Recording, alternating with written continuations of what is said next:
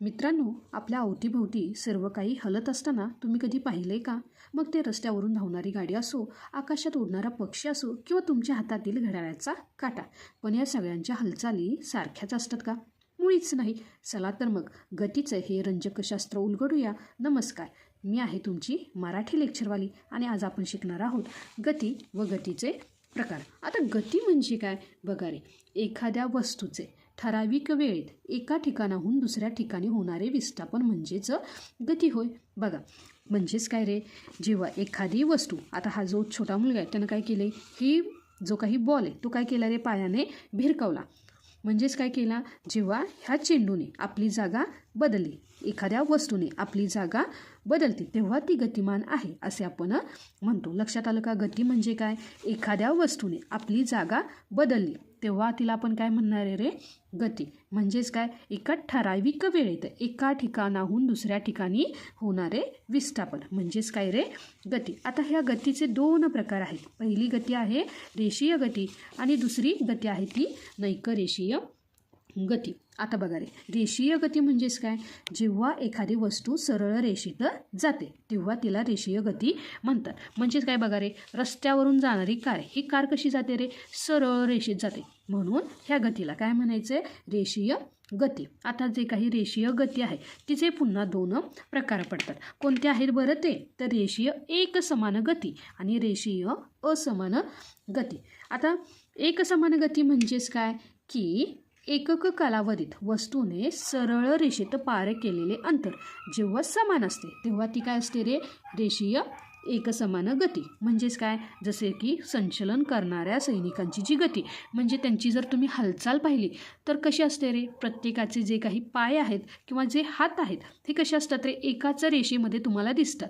ही काय आहे रे, रेषीय एकसमान गती. पण त्यामधील दुसरा प्रकार काय आहे रे, रेषीय असमान गती. म्हणजेच काय, ठराविक कालावधीमध्ये वस्तूने सरळ रेषेत पार केलेले अंतर जेव्हा सतत बदलते तेव्हा त्या गतीला आपण काय म्हणणार आहे, रेषीय असमान गती. उदाहरणार्थ म्हणजे काय की घसरगुंडीवरून खाली येणारा मुलगा, बघा रे, घसरगुंडी काय आहे रे, सरळ आहे, पण त्यावरून येताना त्या मुलाची जी काही गती आहे तीच राहणार आहे का, नाही. वरून खाली येताना त्याची गती काय होणार आहे रे, वाढत जाणार आहे. जी काय होते रे, सतत वाढत जाते, त्यामध्ये सतत बदल होत राहतो, म्हणून त्या गतीला काय म्हणायचं आहे, रेषीय असमान गती. हे काय झाले रे, गतीचं जे काही प्रकार आहे रेषीय गती, त्यामधले हे दोन प्रकार, रेषीय समान गती आणि रेषीय असमान गती. आता गतीचा जो काही दुसरा प्रकार आहे तो काय आहे रे, नैकरेषीय गती. म्हणजेच काय, जी वस्तू सरळ रेषेत जात नाही तिला आपण काय म्हणणार आहे, नैकरेषीय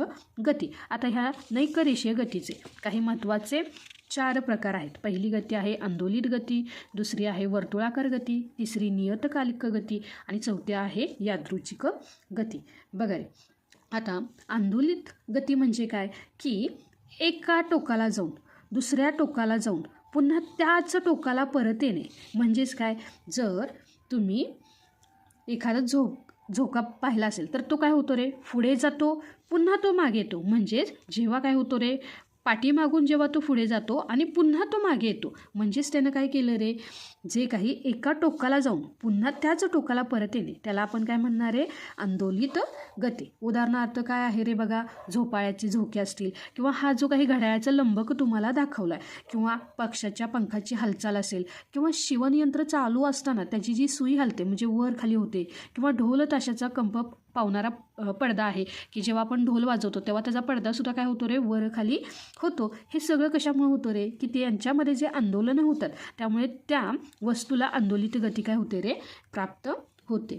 त्यानंतर दुसरं, आता बघा रे, वर्तुळाकार गती. शब्दावरून तुम्हाला कळलंच असेल, वर्तुळाकार मार्गात फिरणाऱ्या वस्तू म्हणजे त्यांनी काय केले रे, जेथून सुरुवात केली त्याच जागी त्या काय करतात रे, पुन्हा येतात. अशी जी काही गती तिला काय आपण म्हणणार आहे, वर्तुळाकार गती. म्हणजेच काय बघा रे, हा जो काही आकाश पाळणा आहे तो काय होतो रे, फिरून पुन्हा काय होतो रे, त्याच जागी येतो. किंवा जो काही गोल फिरणारा घरातील पंखा आहे, ही म्हणजे जी काही वस्तू आहे ही कशी फिरते रे, वर्तुळाकार गोल ह्याच्यामध्ये फिरते, म्हणून ह्या गतीला काय म्हणायचं आहे, वर्तुळाकार गती. त्यानंतर तिसरी काय आहे रे, ती नियतकालिक गती. बघा रे, जेव्हा गतिमान वस्तू ठराविक वेळेनंतर काय होते रे, एका विशिष्ट बिंदूतून पुन्हा जाते अशी जी काही गती आहे तेव्हा त्या गतीला आपण काय म्हणणार आहे, नियतकालिक गती. म्हणजेच बघा रे, घड्याळाचा जो काही मिनिट काटा आहे तो काय करतो रे, हे जे काही 60 मिनिटात एक फेरी काय करतो रे, पूर्ण करतो. म्हणून ह्या गतीला काय म्हणायचे, नियतकालिक गती. आता बघा रे, जे काही आंदोलित गती आहे म्हणजेच काय, एका टोकाकडून जात असताना पुन्हा त्याच टोकाला येते, म्हणजे पुन्हा ती काय होते रे, एका विशिष्ट बिंदूतून जाते, म्हणजे मधल्या भागातून जाते पुन्हा तिथे येते. किंवा गोलाकार जी काही गती आहे ती सुद्धा काय होते रे, एका विशिष्ट भागातून पुन्हा त्याच ठिकाणी येते. ही सुद्धा काय आहे रे, नियतकालिक गती. लक्षात आलं का? म्हणजे घड्याळाचा मिनिट काटा हे त्याचं काय आहे रे, एक उदाहरण आहे. आता पुढील गती आहे यादृच्छिक गती. म्हणजे काय रे, ज्याची दिशा आणि चाल ही सतत बदलत राहते. जसे काही उडणारे फुलपाखरू आहे, म्हणजे ते काय करते रे, एका फुलावरून दुसऱ्या फुलावर, किंवा उडणारा डास आहे तो काय होतो रे, एका ठिकाणाहून दुसऱ्या ठिकाणून सतत त्याची काय होते रे, दिशा बदलते. त्याचा जो काही चाल आहे म्हणजे जो काही वेग आहे तो सुद्धा काय होतं रे, त्याची गती बदलते. किंवा जे फुटबॉलच्या मैदानावरील खेळाडू असतील ते सुद्धा काय होतात रे, त्यांची दिशा आणि गती सतत बदलते. म्हणून अशा गतीला आपण काय म्हणायचे, यादृच्छिक गती. लक्षात आलं का विद्यार्थी मित्रांनो? आपण काय पाहिलं, जी काही गती आहे ह्या गतीचे काय आहेत रे, ही जी काही गती आहे आणि ह्या गतीचे प्रकार आहेत. गतीचे प्रकार काय आहेत रे, रेषीय गती आणि नैकरेषीय गती. जी काही रेषीय गती आहे त्यामध्ये रेषीय एकसमान म्हणजेच काय, सैनिकांचे संचलन. आणि त्यानंतर दुसरी रेषेचे असमान गती. रेषीय असमान गती म्हणजे घसरगुंडीवरून खाली येणारा मुलगा किंवा मुलगी, त्यांची जी गती आहे ती काय आहे, रेषीय असमान गती. त्यानंतर जी काही नैकरेषीय गती त्याची ही 4 प्रकार. कोणते कोणते? आंदोलित, वर्तुळाकार, नियतकालिक आणि यादृच्छिक. हे काय झाले रे, नैकरेषीय गती. आता पुढील घटक चाल. आता बघा रे, वस्तूने एकक कालावधीत कापलेल्या अंतरास त्या वस्तूची काय म्हणतात रे, चाल असे म्हणतात.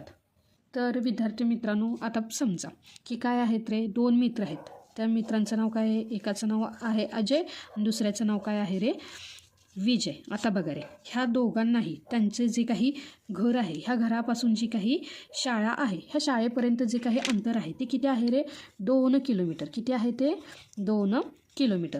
घरापासून जे काही शाळेचं अंतर आहे ते किती आहे रे, 2 मीटर. आता अजय आहे, या अजयला हे 2 किलोमीटर अंतर पार करण्यासाठी किती मिनिटे लागतात रे, 10 मिनिटे. किती मिनिटं लागतात, 10 मिनिटे. तर विजयला किती मिनिटे लागतात रे, 20 मिनिटे. किती मिनिटे लागतात ते, 20 मिनिटे. आता विचार करा, कोण वेगाने गेला रे, नक्कीच अजय. कारण अजयने 2 किलोमीटर अंतर हे किती मिनिटात पार केले रे, 10 मिनिटात. आता बघा, हेच काय, दोघांनी कापलेलं अंतर किती होतं रे, 2 किलोमीटर. पण अजयने ते अंतर किती वेळात कापले रे, कमी वेळात. म्हणजे 20 पैकी त्याने काय केले, 10 मिनिटातच ते अंतर कापले. म्हणजेच अजयची चाल ही विजयच्या चालीपेक्षा कशी होती रे, जास्त होती. आता बघा रे, म्हणजेच चाल म्हणजे काय, पार केलेले अंतर. अजयने पार केलेले अंतर आणि ते अंतर पार करण्यास लागणारा वेळ किती लागला रे, तो 10 मिनिटं. हेच काय झालं रे, चालचं सूत्र काय आहे ते, पार केलेले अंतर भागिले अंतर पार करण्यास लागणारा वेळ.